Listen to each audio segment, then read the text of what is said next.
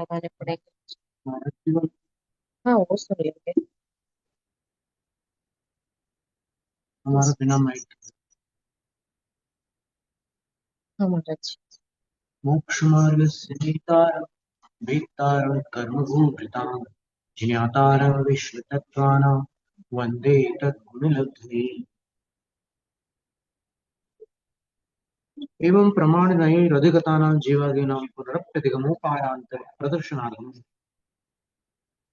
इस प्रकार प्रमाण और नए नयों से जाने गए ये सूत्र क्रमांक 7 है।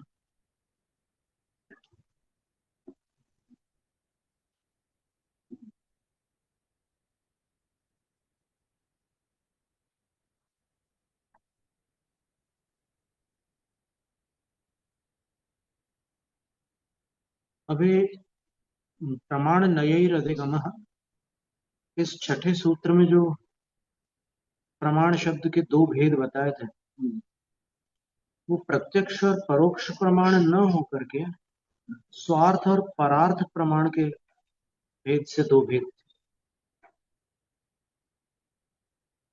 जो प्रमाण अपने लिए कार्यकारी है, अन्य के लिए उसका कोई लेना देना नहीं है, वो स्वार्थ प्रमाण है। और जो दूसरों के लिए कुछ प्रमाणित कर दे, ऐसा वचनात्मक जो श्रुत है, वो परार्थ प्रमाण है। तो प्रमाणों से और नयों से अधिगत अर्थात जाने गए जीवादिकों का पुनरअपि फिर से अधिगम उपाय अंतर प्रदर्शनार्थम, जानने के किसी अन्य उपाय को प्रदर्शित करने के लिए आह उमा स्वामी आचार्य कहते हैं। आप बोलेंगे तो सबको आना। क्या कहते हैं?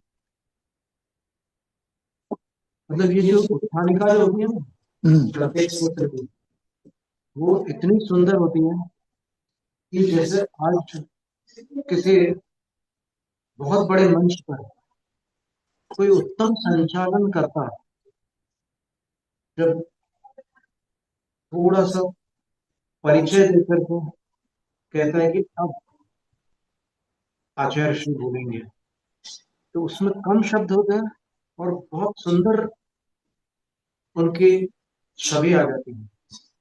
तो वैसे ही यहाँ पर सूत्रों को प्रस्तुत करते हुए सर्वार्थ सिद्धिकार आचार्य पूज्यपाद स्वामी उमा स्वामी आचार्य महाराज के सूत्र को ऐसे प्रस्तुत करते हैं। ये उत्थानी का हो। हाँ, बिल्कुल उत्थानिका, पीठिका, भूमिका। अधिगम उपायांतर प्रदर्शनार्थम आह, जानने के अन्य उपायों को प्रदर्शित करने के लिए यह सूत्र कहते हैं, जिसमें 6 उपाय बताए हैं। अभी देखिए, पहले तो 4 उपाय बताए थे प्रस्तुत करने के लिए, 4 निक्षेप थे वो, जिनको न्यास शब्द से वहां सूत्र में सूचित किया गया। उसके उपरांत उन्होंने कहा प्रमाण और नयों से भी सम्यक दर्शन आदि और जीवादिकों का ज्ञान होता है। प्रमाण नये रधिगम, और वो अधिगम की अनुवृत्ति आगे चल रही है। तो निर्देश स्वामित्व साधनाधिकरण स्थिति विधानतः अधिगम, अधिगम यहाँ भी जुड़ेगा कि वो अधिगम, किसका अधिगम?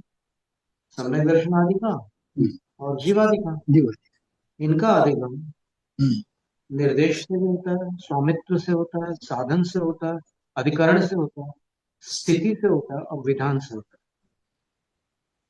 तो अब यहाँ सूत्र की व्याख्या में पूज्यपाद आचार्य महाराज इस सूत्र में, 7वें सूत्र में, सम्यक दर्शन, सम्यक ज्ञान, सम्यक चरित्र, इनमें से सम्यक दर्शन को लेकर के व्याख्या करेंगे। और आगामी सूत्र जो आने वाला है सत्संख्या, उसमें वे ही पूज्यपाद आचार्य महाराज जीवादिकों में से जीव को लेकर के विस्तार करेंगे। तो मतलब ये हुआ कि उन्होंने विस्तार करने की विधा सूचित कर दी, सबका विस्तार नहीं किया। निर्देश स्वामित्व में सम्यक दर्शन का विस्तार किया और सत्संख्या में उन्होंने जीव का विस्तार किया और जीव का गुणस्थान और मारणास्थान से विस्तार किया तो उसको ओघ और आदेश कह दिया। निर्देश स्वरूप अभिधानम, निर्देश का अर्थ है स्वरूप का कथन। जैसे सम्यक दर्शन, सम्यक दर्शन का निर्देश सूत्र क्या है? तत्वार्थ सूत्र का दूसरा सूत्र है। क्या नाम है, क्या उच्चारण है? तत्वार्थ श्रद्धानम सम्यक दर्शन, ये निर्देश हो गया। फिर स्वामित्वाधिपत्य, फिर स्वामित्व का अर्थ होता है कि उसका स्वामी कौन है, अर्थात स्वामित्व से ये सूचित होता है कि आधिपत्य किसका है, सम्यक दर्शन के ऊपर आधिपत्य किसका है। सरल शब्दों में सम्यक दर्शन का अधिपति कौन है, बोलचाल की भाषा में सम्यक दर्शन का मालिक कौन है। फिर इसके बाद साधन उत्पत्ति निमित्तम, साधन उत्पत्ति निमित्तम, उत्पत्ति में जो निमित्त भूत है, उत्पत्ति का जो कारण है उसको साधन कहते हैं।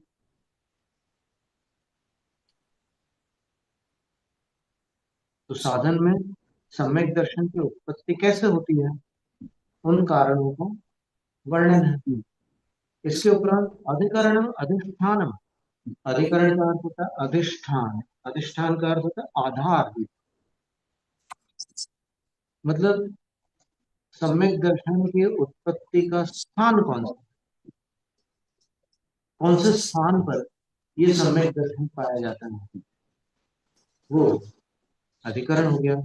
स्थिति काल परिच्छेद, स्थिति का अर्थ होता है काल का परिच्छेद, माप या काल की जानकारी, परिच्छेद का जानकारी। तो काल विषय कौन सा सम्यक दर्शन, सम्यक दर्शन में विभिन्न प्रकार है। तो सम्यक दर्शन का काल कितना होता है, उत्पन्न हुआ तो कितने काल तक रहेगा, वह स्थिति के अंतर्गत आता है। विधान प्रकार है, और विधान शब्द का यहाँ पर इस सूत्र में प्रकार है। यद्यपि दुधाएं धारण पोषण योग एक धातु है संस्कृत में, उसमें जो वे उपसर्ग लगता है वो डुक्री करने के अर्थ का प्रतिपादक बन जाता है। वो रूप दधातु मैंने धारण करता है, विदधातु का अर्थ होता है करोति, वे उपसर्ग लगा दें तो फिर वो करोति का वाचक हो जाता है।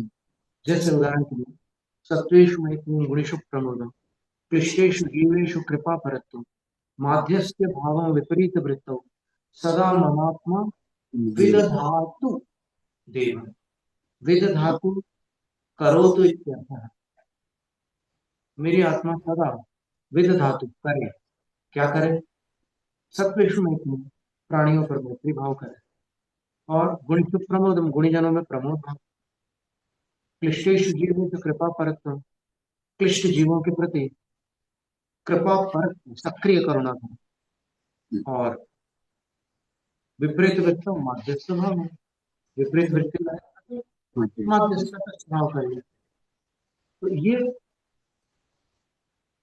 भी उपसर्ग धातु से करना अर्थ निकलता है, लेकिन यहाँ पर विधान शब्द का अर्थ प्रकार है। कभी कभी धातु के अर्थ इस प्रकार से लिए जाते हैं जी, रौढ़िक और यौगिक शब्द होते हैं ना, रूढ़ी से चल रहा है तो वही उसका तात्पर्य लिया जाता है, और यौगिक में फिर जो उसमें जुड़ रहा है वैसा आप लिया। तो विधान का यहाँ पर प्रकार लिया, उच्चपाद अक्षर बनाए हैं। अब देखिए, अब इनमें सम्यक दर्शन को घटित कर रहे हैं। सम्यक दर्शन किमिति प्रश्न तत्वार्थ श्रद्धानमिति निर्देश नामातिर्वा।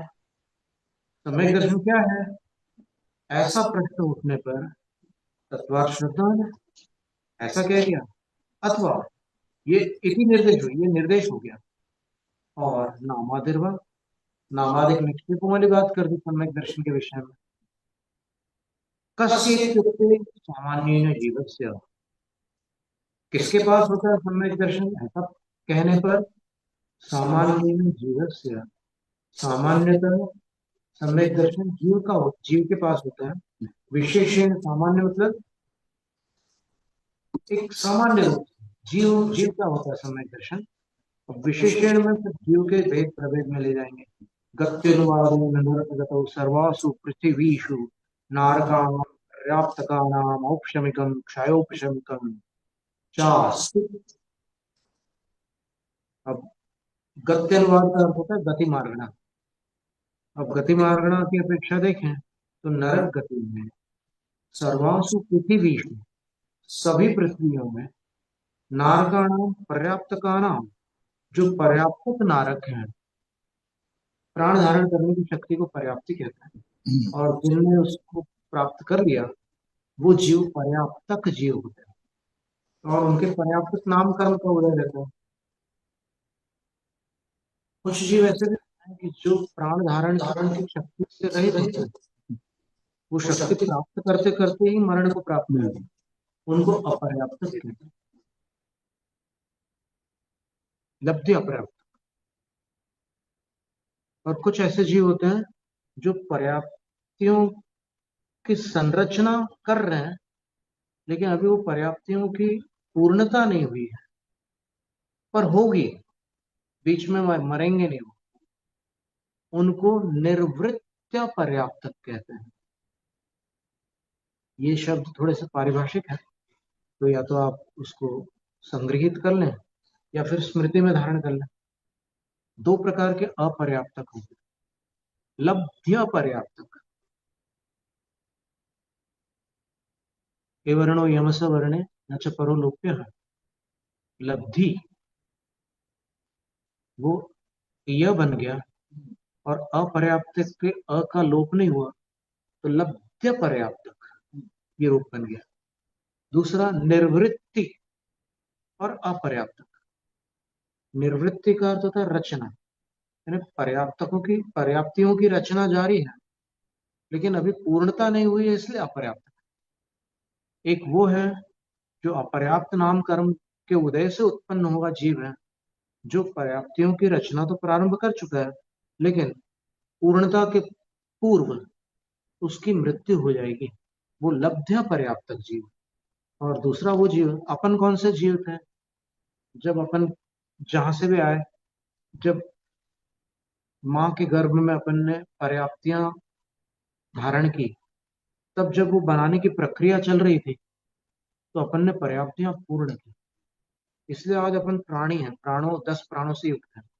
तो वो जो प्रक्रिया चल रही थी अपनी, उस समय अपन कौन से अपर्याप्त, दो प्रकार के अपर्याप्तक बताए, तो उसका उत्तर एकदम सरल है, निर्वृत्य पर्याप्त। निर्वृत्ति ये रचना का वाचक शब्द। निवृत्ति, निवर्ति, निर्वृत्ति, निर्वृत्ति, ऐसे विभिन्न शब्द हैं और सबके भिन्न भिन्न अर्थ है, ठीक है ना। नहीं, जो क्षुद्र भावधारी जीव हैं वो लब्ध्य पर्याप्त कहलाते। लब्धि यानी शक्ति, नहीं नहीं, लब्ध्य पर्याप्त का अर्थ होता है लब्धि यानी पर्याप्ति, प्राण धारण करने की शक्ति को पर्याप्ति कहते हैं, और उस शक्ति का नाम लब्धि है। तो उस लब्धि, हाँ, तो उस लब्धि की अपेक्षा अपर्याप्त, हाँ, वो लब्धियों की अपेक्षा अपर्याप्त है क्योंकि वो प्रारंभ तो कर चुके हैं लेकिन उसको कभी पूर्ण नहीं कर पाने वाले, बीच में उनका मरण हो जाएगा, तो लब्ध्य पर्याप्त। लब्ध्यपेक्षया अपर्याप्तकः इति लब्ध्य पर्याप्त। लब्धि इत्यस्य को, लब्धिरित्यस्य को अर्थः, अस्य शब्दस्य को अर्थः पर्याप्ति इति। लब्धि का अर्थ पर्याप्ति है। प्राण धारण की शक्ति का नाम पर्याप्ति है और लब्धि का अर्थ शक्ति होता ही ऐसा।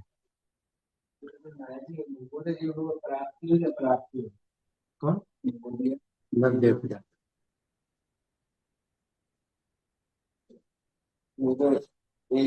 विभूति अभी सारे के सारे लब्ध पर्याप्त तक तो नहीं नहीं है। ना जी, पर्याप्त का पर्याप्त दोनों ही दोनों होते ही हैं। हो सकते हैं। हम्म हम्म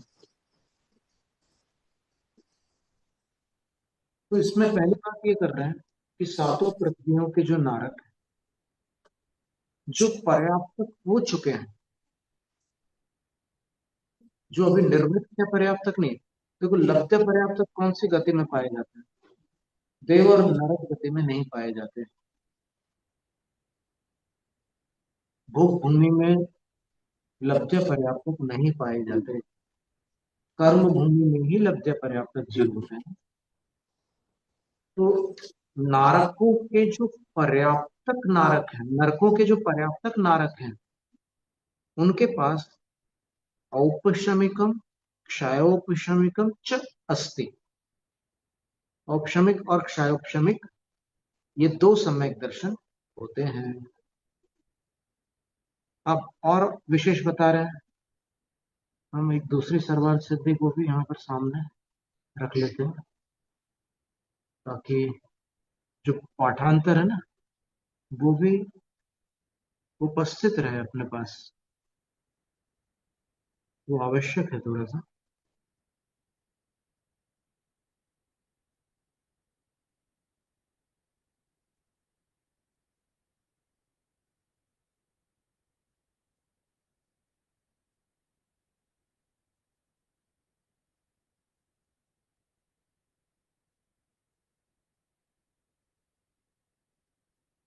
हम्म।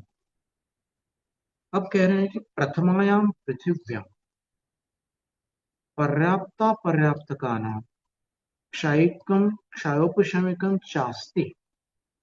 प्रथम पृथ्वी में पर्याप्तक और अपर्याप्तक दोनों प्रकार के नारकों के पास क्षायिक और क्षयोपशमिक दोनों होते हैं।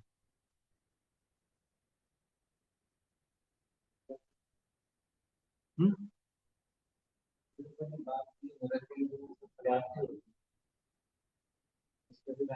यहाँ पर अपर्याप्त शब्द का अर्थ निर्वृत्त अपर्याप्त है।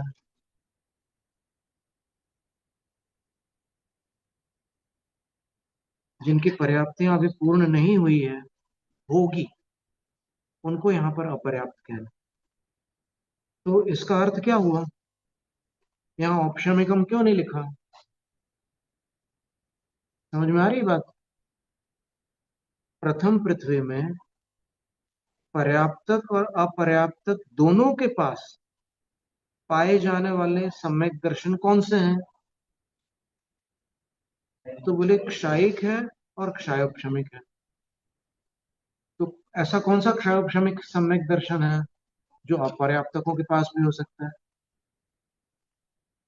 तो बोल रहे कृत वेदक वाला जो क्षयोपशमिक सम्यक है। कृत वेदक का मतलब ऐसा कोई जीव है जो यहाँ पर मनुष्य गति में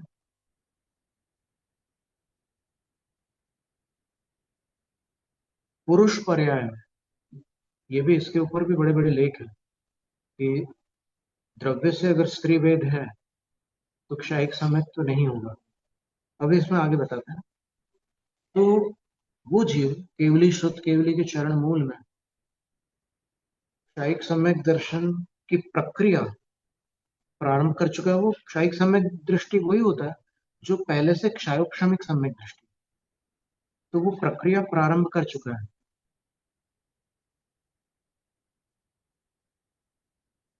प्रस्थापक कहलाता है वो। तो क्षयिक सम्यक दर्शन का प्रस्थापक जीव है कोई। और उसकी आयु 6 प्रकृतियों का क्षय करने के बाद, 7 प्रकृतियों का क्षय करेगा तो क्षयिक सम्यक दृष्टि होगा। लेकिन 6 का क्षय किया उसने, एक बाकी रह गई, सम्यक तो प्रकृति, वो देशघाती प्रकृति, और उसकी आयु पूरी होगी। तो वो जो क्षय का काल है उस प्रकृति का अंतर मुहूर्त काल है। तो अब वो चारों गतियों में जहां भी जाएगा, वहां पर वो उस वेदक सम्यक दर्शन को साथ लेकर के जाएगा। और लेकर के जाएगा तो जब तक वो पर्याप्तक नहीं होगा तब तक अपर्याप्त अवस्था में भी वेदक सम्यक क्षणिक समय उसमें रहेगा। तो इस अपेक्षा से अपर्याप्तकों के पास प्रथम पृथ्वी में क्षयोपशमिक सम्यक दर्शन विद्या। और क्षयिक कैसे बनेगा? जैसे किसी को यहाँ हो ही चुका क्षयिक सम्यक दर्शन राजा श्रेणिक के समय, तो अब आयु पूर्ण करके वो जा रहा है, वो जीव, तो वहां पर अपर्याप्त दशा में क्षयिक के साथ रहेगा। तो राजा श्रेणिक का उदाहरण क्षयिक के लिए हो गया। और कोई ऐसे जीव जो कृतकृत्य वेदक होकर के मरण को प्राप्त हुए और वहां नरक में गए हैं, तो उनको भी उतने काल के लिए वो वेदक सम्यक दर्शन रहेगा।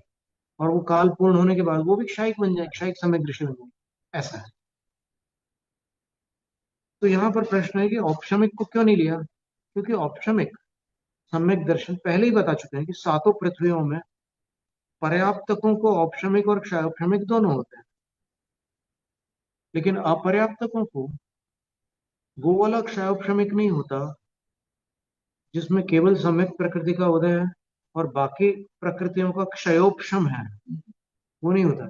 जिसने बाकी 6 प्रकृतियों का क्षय कर लिया है और केवल एक प्रकृति उदय में है, देशघाती सम्यक प्रकृति, उसको यहाँ पर विवक्षित किया गया है। बस इतना समझने की बात है। थोड़ा स्वाध्याय जिन्होंने किया होगा उनको ये बात सर समझ में आएगी, और जिनने जो पहली बार सुन रहे होंगे उनको स्मृति में रखना, और फिर अभ्यास होने के बाद वो चीज व्यवस्थित हो जाती है। क्या? नहीं, वो तो उसके गुण थे। अभी उन गुणों की बात नहीं चल रही है। अभी तो सराग सम्यक दर्शन में ये गति से गत्यंतर में जा रहा है, और वहां जाकर के पर्याप्त अवस्था में कौन से सम्यक दर्शन रहेंगे उसके साथ, अपर्याप्त अवस्था में कौन से रहेंगे, ये बात चल रही है। तो ये नरक गति की चर्चा पूरी हुई। इसके बाद कह रहे हैं तिर्यक गतौ तिरश्चाम पर्याप्त का नाम औपशमिकम अस्ति। तिर्यंच गति में पर्याप्तक तिर्यंचों के पास औपशमिक होता है। क्षयिकम क्षयोपशमिकम च पर्याप्ता पर्याप्त का नाम अस्ति। क्षयिक और क्षयोपशमिक सम्यक दर्शन पर्याप्तक और अपर्याप्तक दोनों के पास होता है। पर वही बात आएगी कि तिर्यंच जो अब किसी ने क्षयिक सम्यक दर्शन की प्रस्थापना कर ली, यानी केवली शुद्ध केवली के चरण मूल में क्षयिक सम्यक दृष्टि बनने की प्रक्रिया प्रारंभ कर दी, और वही कृतकृत्य वेदक होकर आयु पूरी हो गई, और मिथ्यात्वस्था में तिर्यंच गति का तिर्यंच आयु का बंध बांध चुका था, तो आयु पूर्ण करके तिर्यंच गति में जाएगा, लेकिन भोग भूमि में जाएगा। और भोग भूमि में जब जाएगा तब नवीन शरीर को ग्रहण करने से पूर्व वो पर्याप्तों की रचना कर रहा होगा। निर्वृत्त पर्याप्तक अवस्था में उसके पास क्षयोपशमिक यानी कृतकृत्य वेदक वाला वेदक समय दर्शन है। उसको भी क्षयोपशमिक कह सकते हैं, उपचार से आपत्ति नहीं, क्योंकि वो क्षयोपशम पूर्वक ही बना है, इसलिए कह सकते हैं।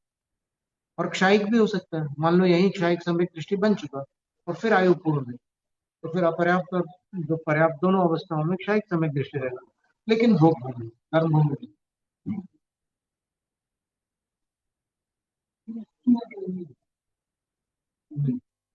आगे इसमें आगे बताएंगे। आगे लिखा है तिरश्ची नाम क्षयिकम नाम। तिरश्चियों के पास अपन बोलचाल में हिंदी में तिर्यंची नहीं बोलते हैं, या तिर्यंश नहीं बोलते हैं। जैसे माली और मालन, वैसे तिर्यंश और तिर्यंशनी। तो तिर्यंशनी के पास तिरश्चियों के पास क्षयिकम नास्ति, क्षयिक नहीं होता। कुतः इत्युक्ते, क्यों? ऐसा कहने पर मनुष्य कर्म भूमिज एव दर्शन मोह क्षपण प्रारंभको भवति।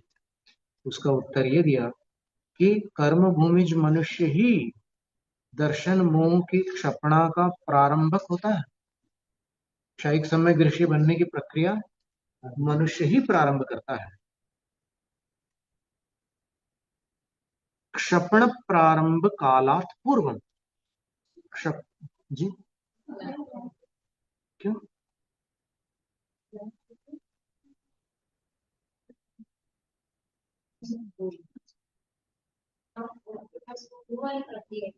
हाँ, हमने एक दूसरी प्रति हमने खोली थी।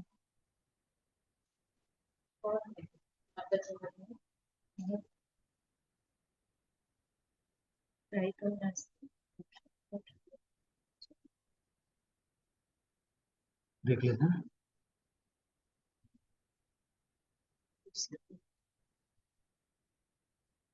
ये क्या होगा?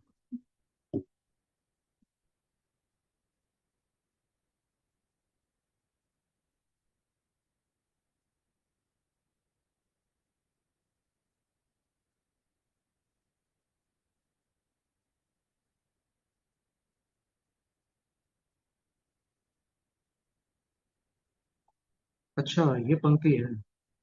तिरश्चीनां क्षायिकं नास्ति औपशमिकं क्षयोपशमिकं च पर्याप्तिकानामेव न अपर्याप्तिकानां। ये स्त्रीलिंग शब्द है। पर्याप्तक पुल्लिंग था, पर्याप्तिका स्त्रीलिंग। तो तिरश्चियों के पास क्षायिक नहीं होता। औपशमिक और क्षौपशमिक होता तो है, लेकिन पर्याप्तिका नाम एव, जो पर्याप्तिका है उन्हीं को होता है, अपर्याप्तिकाओं को नहीं होता। अर्थात वो पूर्व भाव में उसको लेकर के, पूर्व भाव से लेकर के नहीं आती। सीधी सी बात, जो लेकर आएगा वो अपर्याप्त अवस्था में उससे युक्त होगा, और जो नहीं लाएगा उसको पर्याप्त अवस्था में वो चीज बन पाएगी।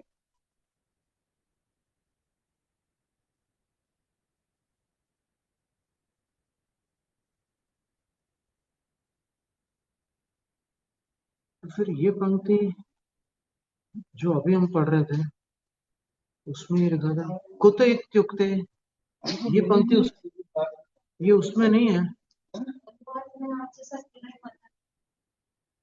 लेकिन वो पंक्ति उसमें मूल में नहीं है।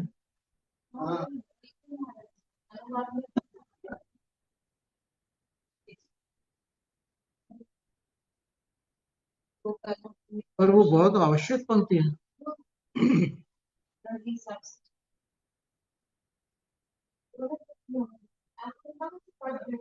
देखो, इसमें टिप्पण में लिखा है नीचे, वहां दिया माता जी ने टिप्पण में कुत इत्युक्ते, इसमें ज्ञानपीठ की प्रति में दिया है।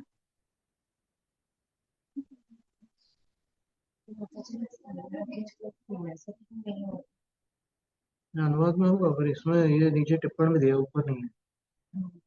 चलो ठीक है, अपन वो पंक्ति भी पढ़ लेते हैं, महत्व की पंक्ति है। तो एक बात तो ये स्पष्ट हो गई कि औपशमिकम क्षायोपशमिकम च पर्याप्तिका नाम एव न अपर्याप्तिका नाम। वो क्षायिकम नास्ति के बाद में ये पंक्ति अनिवार्य है। कुत इत्युक्ते, क्यों नहीं है? तिरंशियों के पास क्षायिक क्यों नहीं है? ऐसा कहने पर उसका उत्तर दिया कि इसलिए नहीं है कि कर्म भूमि मनुष्य कर्म भूमि जो एव दर्शन मोह क्षपणा प्रारंभको भवति। कर्म भूमि मनुष्य ही दर्शन मोह की क्षपणा का प्रारंभक होता है, प्रारंभ करने वाला होता है। क्षपणा प्रारंभ कालात पूर्वम, क्षपणा प्रारंभ करने के समय से पहले तिर्यक्षु बद्धायुष्कोपि, तिर्यंशों में जो बद्धायुष हो चुका है वह भी उत्कृष्ट भोग भूमि तिर्यक पुरुषेष्वेव उत्पद्यते न तिर्यक स्त्रीषु। जिसको तिर्यंश आयु बंध चुकी है वह भले ही दर्शन मोह की क्षपणा कर ले, पर वह उत्कृष्ट भोग भूमि में तिर्यक पुरुषेष्वेव उत्पद्यते, तिरंच में जो नर है उन्हीं में उत्पन्न होता है, न तिर्यक स्त्रीषु। लेकिन मादा वाली जो तिरंच है उनमें उत्पन्न नहीं होगा। क्यों? द्रव्य वेद स्त्रीणाम तासाम क्षायिका संभवात। तासाम तिरश्चीनाम, उन तिर्यंच गति की स्त्रियों में जो द्रव्य वेद स्त्री है, द्रव्य से जो स्त्री पर्याय वाली है, उनके क्षायिका संभव, क्षायिक संभव ही नहीं। और वहां भोग भूमि में द्रव्य और भाव वेद में वैषम्य नहीं होता। एवं तिरश्चामप्यपर्याप्तकानां क्षयोपशमिकं ज्ञेयं न पर्याप्त का नाम। इसी प्रकार तिर्यंचों के पास भी जो अपर्याप्तक है उनके क्षयोपशमिक जानना न पर्याप्त कारण, मतलब जो कृतकृत्य वेदक वाला क्षयोपशमिक सम्यक दर्शन है वो अपर्याप्तक तिर्यंचों के भोग भूमि में ही जानना, कर्म भूमि में नहीं। न पर्याप्त कारण, और पर्याप्तकों के इसलिए नहीं बनेगा वो कृतकृत्य वेदक, क्योंकि कृतकृत्य वेदक दशा मनुष्य पर्याय से ही बनती है। वो अन्य गतियों में तो बनी थी, क्योंकि दक्षिण मुख की क्षपणा जो प्रारंभ करेगा वही तो कृतकृत्य वेदक अवस्था को प्राप्त करेगा, इसलिए नहीं बनेगा। इसमें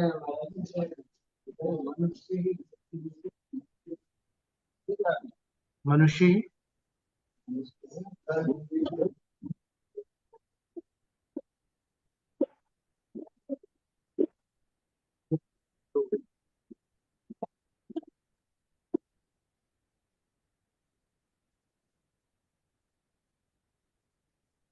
कर्म भूमिज मनुष्य ही। क्या इसकी जो पंक्ति थी ना, मनुष्य कर्मभोगी जीव दर्शन और चौथा प्रारंभ को मनुष्य में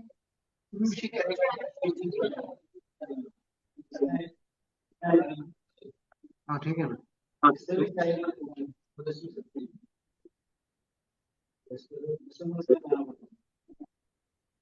वहां पर गाथा में भी जहां पर शायद समय कृष्ण का वर्णन, वहां पुल्लिंग का ही प्रयोग है।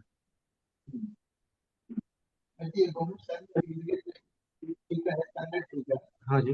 उसमें लिखा है कि द्रव्य से क्रिया भी शायद कम्युनिकेशन कर सकती है, ऐसा ऐसा उसमें लिखा है, कहीं पर नहीं। फिर यहाँ पर भी उन्होंने स्पष्ट नहीं किया, तो बाद में क्या क्या किया है, लिखित में कि यहाँ भाववेद की बात है। भाववेद से जो स्त्री है वह शायद कम्युनिकेशन कर सकती है, लेकिन द्रव्य से स्त्री नहीं कर सकती। हाँ ये तो ठीक है, ये तो ठीक है। अच्छा लेकिन वहाँ पर तो स्पष्ट लिखा है द्रव्य के लिए। हाँ हाँ अच्छा। वो अभी देखिए अपने ये नीचे जो पंक्ति आ रही है उसको सुन लेते हैं एक बार, अभी समाधान हो जाएगा, आप शांति रखिए। मनुष्यगतो मनुष्याणाम पर्याप्ता पर्याप्तका नाम क्षायिकम क्षमिकम चास। मनुष्य गति में मनुष्यों के पास दोनों अवस्थाओं पर्याप्तक और अपर्याप्तक अवस्था में क्षायिक और क्षमिक होते हैं। अब क्षमिक जो है वो वही कृतकृत्य वेदक वाला क्षमिक बनाएंगे। यहाँ पर अपर्याप्तक की बात चल रही है, तो जो भोग भूमि में जा रहा है कोई मनुष्य, उसके ये बन जाएगा यहाँ से क्षपणा प्रारंभ करके, और क्षायिक भी बन जाएगा। औपशमिकम पर्याप्त का नाम एवं न अपर्याप्त का नाम। औपशमिक सम्यक दर्शन जो है वो पर्याप्तकों के ही होगा, अपर्याप्तकों को नहीं होगा। क्यों नहीं होगा? क्योंकि औपशमिक के साथ मृत्यु नहीं होती।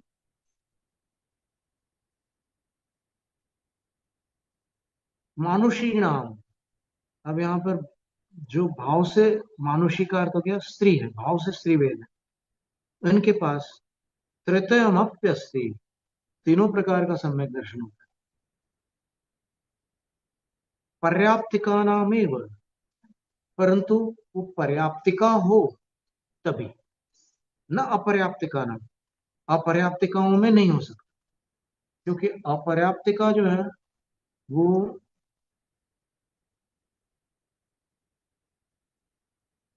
उस अवस्था में होती है जब कोई जीव त्रिवेद के साथ जन्म लेने वाला होता है, तो उसको ये नहीं हो सकते तीनों प्रकार के सम्यक दर्शन उस अवस्था में, बल्कि एक भी सम्यक दर्शन नहीं हो सकता। अपर्याप्तिका को कोई भी सम्यक दर्शन नहीं होता। फिर बोलते हैं क्षायिकम पुनर् भाव वेदे नैव। क्षायिक जो है वो भाव वेद के साथ ही होता है, वो भी पर्याप्तिका को ही होता है, जिसका अर्थ ये हुआ कि जैसे अपन ने कुछ दिनों पहले पढ़ा था कि 108 जीव एक साथ मोक्ष जा सकते हैं, उनसे अधिक नहीं जा सकते। तो वो 108 जीव कौन है? तो बोले सारे के सारे मुनिराज हैं। लेकिन वो क्षपक श्रेणी पर जब आरूढ़ हुए तो फिर उनके कौन से वेद का उदय था? कोई स्त्रीलिंग वाले थे, कोई पुल्लिंग वाले थे, कोई नपुंसक लिंग वाले थे। तो बोले शरीर से तो वो मुनिराज थे, दिगंबर मुद्राधारी पुरुष थे, लेकिन अंतरंग में उनमें से 20 नपुंसक थे और उनमें से 40 स्त्री थे और 48 पुरुष थे, अंदर से, भावों से। तो ये वेद वैषम यहाँ कर्म भूमि में पाया जाता है और कहीं नहीं पाया जाता कि शरीर से आप कुछ और हैं और अंदर से कुछ और हैं। उसका अपन ने एक उदाहरण देखा था, खूब लड़ी मर्दानी भर तो झांसी वाली रानी। तो वो शरीर से रानी थी लेकिन अंदर से मर्दानी थी, ऐसी चर्चा आती है। और कई पुरुष भी स्त्रीण प्रकृति वाले होते हैं, उनकी चेष्टाएं स्त्रियों जैसी हो जाती है, तो वो भाव से स्त्री वेद वाले होते हैं, द्रव्य से पुरुष होते हैं, ऐसा। ज्ञान से होता है या दूसरे के साथ होता है? वेद, भाव वेद बीच में परिवर्तित हो सकता है कि? इस प्रश्न का उत्तर, जहां तक आगम में जो पंक्तियां हैं उसका अर्थ जो हमारी समझ में आया है, या और भी बहुत सारे लोगों के वही अर्थ समझ में आ रहा है। कुछ लोगों ने उसका एक और भी अर्थ घटित करने का उपक्रम किया है, पर अभी उसको अपन इसमें रखते हैं। जी भाई, नमस्ते महाराज जी।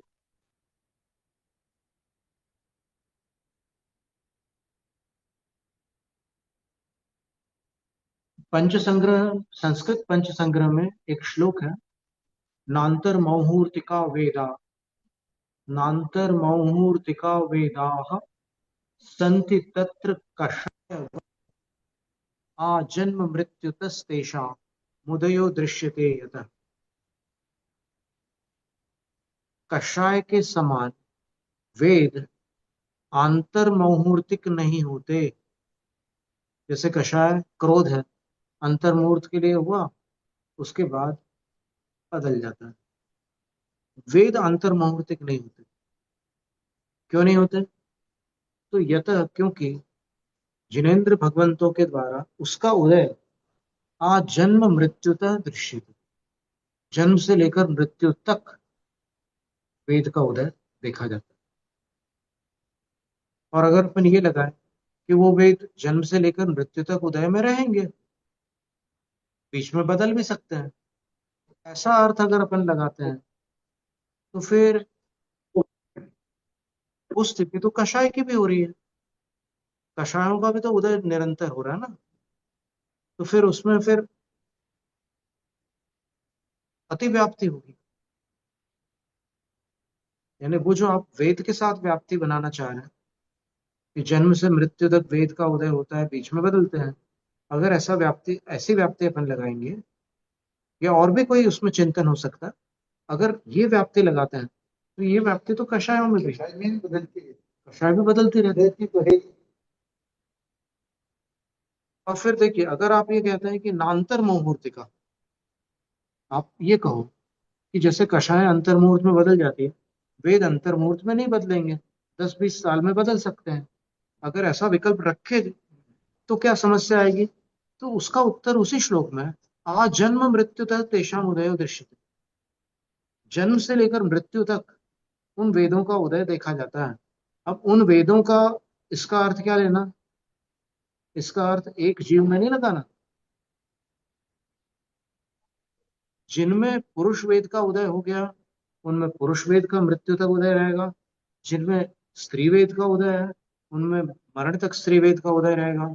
जिनमें नपुंसक वेद का उदय है, उनमें जन्म से मरण तक के वही उदय में रहे। तो ऐसे लगता है कोई में जन्म से स्टार्ट हो गया, किसी में बाद में स्टार्ट हुआ, ऐसा नहीं, बाद में स्टार्ट आज जन्म मृत्यु तो सीधे सीधे लिखा हुआ है। आप नया विकल्प क्यों बना रहे हो? जब श्लोक में स्पष्ट लिखा है कि आ जन्म मृत्युतः तेषाम उदय दृश्यते, तो आ जन्म का अर्थ, आ जन्म का अर्थ अवगत है सर, वो तब से एक बार जब पैदा हो गया फिर वो लास्ट तक रहेगा। लास्ट जन्म, अब ये भी लगा यही जब वो तो। भाव पैदा हुआ, जब कौन सा भाव पैदा हुआ? स्त्री वेद या पुरुष वेद जब भी भाव पैदा हुआ वो तो जन्म के समय हो ही गया, उसमें विकल्प नहीं है, कोई नहीं होगा ऐसा भंग ही नहीं है, वो तो जन्म से होना ही होना है। आप देखिए धवला की पहली पुस्तक में जहाँ पर वेद मार्गणा का वर्णन है और जहाँ तिर्यंचों में वेद का वर्णन है, वहां पर देखिए क्या लिखा है, अपने एक झलक देख लेते हैं। वेद का विषय थोड़ा सा, हमेशा इसमें कुछ संवाद विवाद चले हैं सदियों से। अभी महाराज श्री के मुख से भी अपन सुनेंगे। महाराज श्री एक बस अपन वो धवला वाली पंक्ति और पढ़ लेते हैं, उसके बाद फिर आप तो विवेचन करिए, बिल्कुल सुस्वागतम।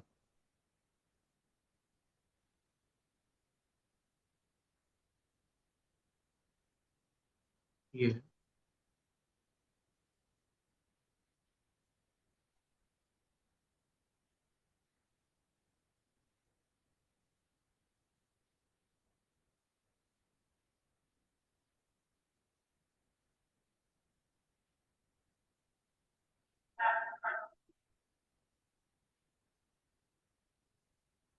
जी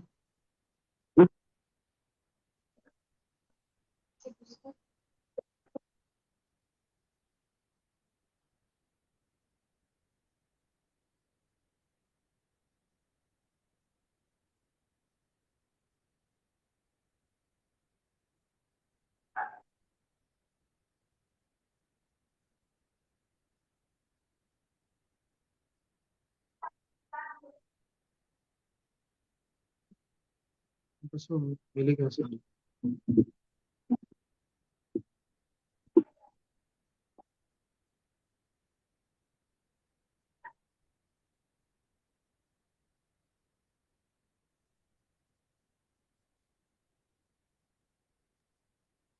दीदी धौला जी की गाथा हमने चैट में डाल दीजिए, एक बार गुरुदेव को संकेत कर देना सिर्फ।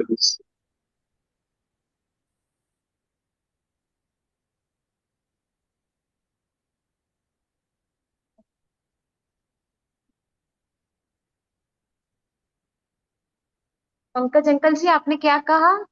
चैट में मैंने धौला जी की गाथा एक डाली है, वो गुरुदेव को संकेत कर देना, शायद वही है क्या, देख लेना। पहला एक कषाया मुहूर्त स्थायिनो वेदो आ जन्म वो सूत्र क्रमांक चाहिए था, एक एक 107 107वां सूत्र।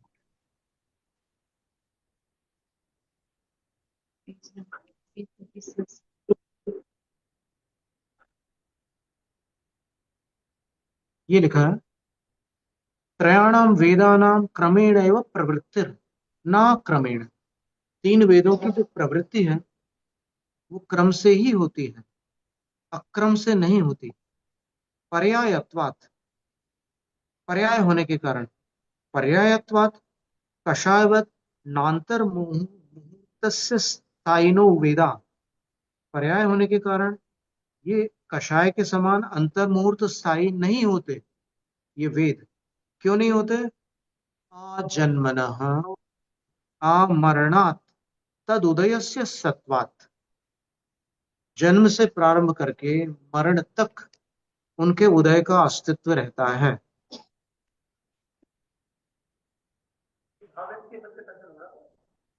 अब पूज्य महाराज श्री, नमस्तु महाराज। पहली बात तो जो अभी सूत्र संदर्भ चल रहा है उसका निराकरण जो है सम्यक चारों वृत्तियों का निराकरण 290 पेज पर प्रभाषचंद्र आचार्य की टीका में दिया है, नरक व्यक्ति त्रिवेंद्र गति का दोनों का। प्रभाषचंद्र आचार्य से उसको और नीचे जो टिप्पणी दी है उसको भी, और अभी चाहे 2 दिन चलेंगे लेकिन उसको सावधान से सुनना है। पहली बात। दूसरी बात है कि अभी तक जो है इस पर अभी तक हमारे विद्वान या गुरु लोग कोई निष्कर्ष पर नहीं पहुंच पाए।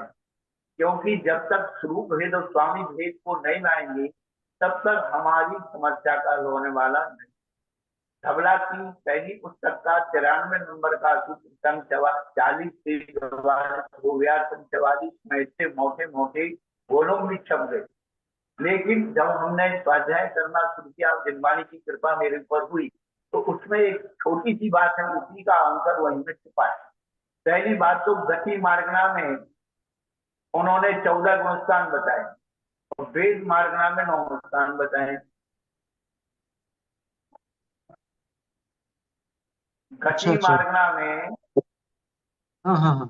अब ये घटित हो, ये कंफ्यूज हो रहे हैं हम लोग स्वरूप भेद और स्वामी भेद के भेद। 93 नंबर सूत्र में जब आचार्य ने मनुष्य की सूचना की तो मानसी में 14 गुणस्थान दिए। और वो संयम पद को, संयम शब्द जो हुआ इसलिए विवादित हो रहा था कि दो जो संपादक थे वह द्रव्य स्त्री को सिद्ध करना चाहते थे और द्रव्य स्त्री को मोक्ष दिखाना चाहते। तो आचार्य शांतागर महाराज ने कहा कि यदि हमारे सिद्धांत का घात होता है तो हमें ऐसे शब्द की जरूरत नहीं है, संयम शब्द को हटा दीजिए। लेकिन बाद में जब उसकी समीक्षाएं हुई तो वो सारा का सारा जो उसका निष्कर्ष निकाल के संयम शब्द को लाना चाहिए, वो सुधार हो गया। अब उसी सूत्र की टीका में एक बात भी है, स्वयं आचार्य वीरचंद आचार्य भगवान की शंका करते हैं, हुंडा सप्तमी काले चूर सम्यक दृष्टि की चुमना उत्पन्न। हुंडा सप्तमी काल के दोष से आप मान लीजिए सम्यक दृष्टि उत्पन्न हो जाता है। अब दो बातें हैं, आप इस बात को ध्यान रखिए, एक स्त्री वेद और एक स्त्री। स्त्री वेद और स्त्री में क्या अंतर है? स्त्री वेद तीनों गतियों में पाया जाता है समझ, और स्त्री जो अकेला लगेगा तो मनुष्य की स्त्री लगेगा। अच्छा अच्छा। हाँ हाँ। स्त्री शब्द मनुष्यों में लागू होगा और स्त्री वेद सभी गतियों में, नरक को छोड़ के बाकी गतियों में पाएगा। महाराज जी क्या है? लगेगा। देखिए आप उसमें पढ़ लीजिए, आप धवला जी की 94 नंबर की टीका था वो, हुंडार उसने हुंडार सर्पी कालेशु संपत्ति क्यों ना उत्पन्न, स्त्री वेदेशु नहीं दिया उन्होंने। अच्छा ठीक है। ये अंतर जब तक मौलिक अंतर नहीं निकालेंगे हम किसी भी निष्कर्ष पर पहुंच नहीं सकते। क्योंकि वो स्त्री मलिवाई को करना चाहते ना, कि मान लो कि आप हुंडा काल से स्त्री में उत्पन्न हो गया तो धर्म स्त्री वेदी में उत्पन्न होता ही नहीं है। सम्यक दृष्टि धर्म स्त्री वेदों में उत्पन्न नहीं होता है। सम्यक दर्शन शुद्धा नारक जी महाराज जी। तो वहां द्रव्य स्त्री का निषेध किया है। पहले एक एक क्लियर करेंगे तो अपन को समझ में आए। जी महाराज जी। अब दूसरी बात होती है कि वेद मार्गना में 9वें गुणस्थान तक ही लिया है, वो भाववेद है। जब वेद मार्गना की चर्चा हुई तो गति मार्ग दिखाया गया। तो मनुष्य गति में तो 14वें गुणस्थान तक उन्होंने दिखाए तीनों वेद, क्योंकि जो दैनिक चढ़ करके गए जिस व्यक्ति को वही माने जाए। हाँ जी।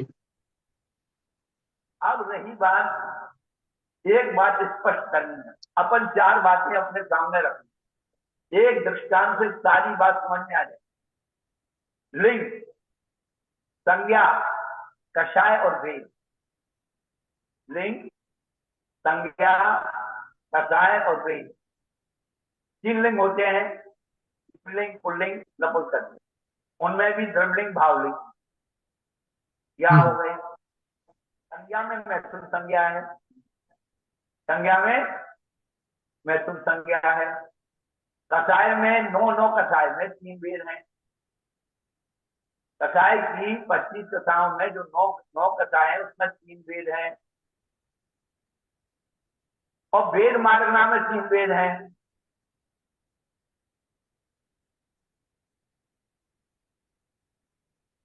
पहले चार बातों को आप क्लियर कर लें। लिंग जी महाराज में जी। लिंग में स्त्रीलिंग है, फिर संज्ञा में वो तीसरी संज्ञा है, दूसरी संज्ञा है, फिर कषाय में नौकषाय के अंतर्गत है, और फिर वेद महाराणा में फिर से स्त्री वेद है। वैसे चार स्थानों पर वेद है। यदि इसको समझ लिया तो आपका पूरा झिंगागम में आ जाएगा और कहीं कभी भी जिंदगी में शंका उत्पन्न नहीं होगी हमारी कारण। हम्म। अब एक दृष्टांत लो, एक माता जी, एक बहन जी 4-5 साल के बच्चों को लेकर के अपने पास बैठी हैं सभा में, और बच्चा निर्विकार से बैठा हुआ है, लेकिन एक बहन जी दूसरे बच्चे को लेके आई, उस बच्चे के हाथ में खिलौना और मिठाई है। तो बच्चे ने उस खिलौना और मिठाई को देखा, तो खिलौना और मिठाई हो गई लिंग, और उसको देख करके उसके अंदर इच्छा जागृत हो गई, संज्ञा।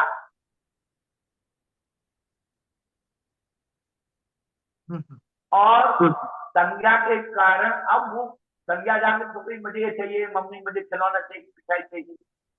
अब वो उसे कैसे मिलेगी, या तो खरीद ले या वो दे दे या पढ़ा ले।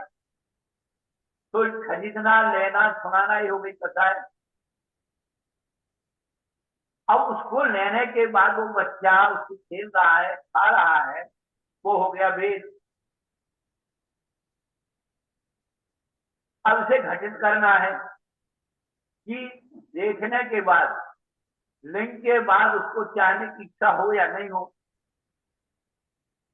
तो लिंग कारण है संज्ञा में, संज्ञा कारण है कषाय में, और कषाय कारण है वेद में।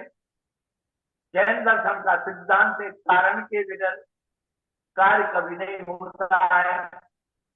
कारण होने पर कार्य हो जरूरी नहीं है, लेकिन जब भी कार्य होगा बिना कारण के नहीं होता है। अपना सा घटित कर लो तो सारी जिंदगी में हर ग्रंथ को आप सॉल्व कर, कहीं भी आपको बाधा नहीं है। क्या विचार करते हैं? लिंग कारण है संज्ञा में, संज्ञा कारण कषाय में, कषाय कारण भी।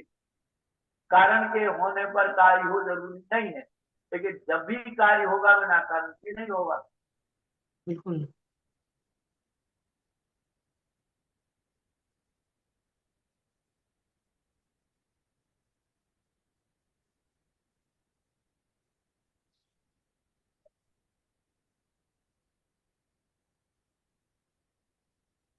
क्या वो चोलक जी? जी महाराज जी। यदि इस दृष्टांत को हम एक अपना उदाहरण बना लें तो आप हर जगह समस्या को सॉल्व कर सकते हैं, क्योंकि समस्याएं पर ही तैयार है। जो हमने कहा था ना कि हमेशा वेद को लेकर हमेशा से संवाद विवाद चलते रहे, महर्षि ने उसके एक उपाय बताया कि आप इन चार भागों में विभाजित करिए। लिंग, संज्ञा, कषाय और वेद। हाँ। लिंग कारण, यदि वो उसको नहीं देखता तो उसको फिर कोई कल्पना नहीं होती अपने खेल में मत कर। लेकिन उस वस्तु को देखने से उसकी संज्ञा जागृत होगी, और संज्ञा जागृत होने के बाद माने समझा दिया तो कसाई नहीं हुई। लेने के बाद वो खेले खाए जरूरी नहीं है।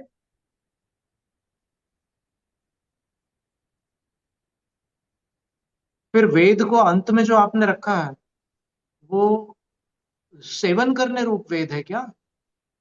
ऐसा है कि भाव वेद में उसके परिणमन होता है।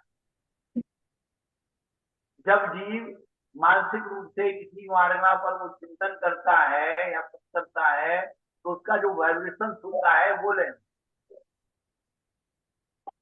क्रियात्मक नहीं लेना, नहीं तो सारा सब बेकार हो जाएगा। संस्कार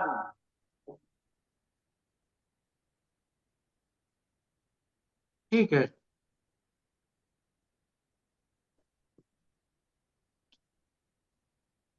नहीं तो छठवें पुरस्कार में चारों संज्ञाएं हैं तो फिर परिवर्तन हो जाएगा।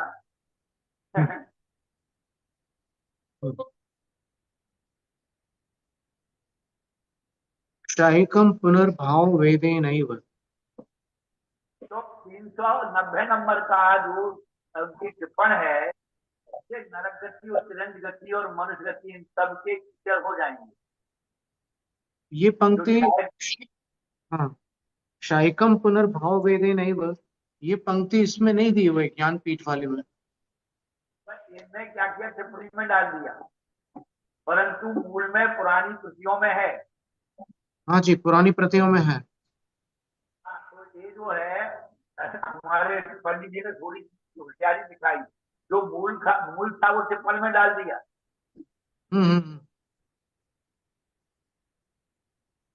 क्योंकि जब उन्होंने देवगति का अभी जब खुलासा किया ना, जो उपशम संगत से या पर्याप्त अवस्था में होता है, तो उसको खुलासा किया। हाँ जी, जो उपशम श्रेणी में मरण करने वाले जीव के और उपशम संगत वहां होता है अपर्याप्त अवस्था में।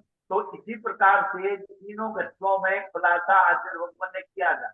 लेकिन अब इन विद्वानों का जो भी मत रहा है, ये जो अभिप्राय घुस गए हैं इधर उधर की, वो जो है सब गड़बड़ कर।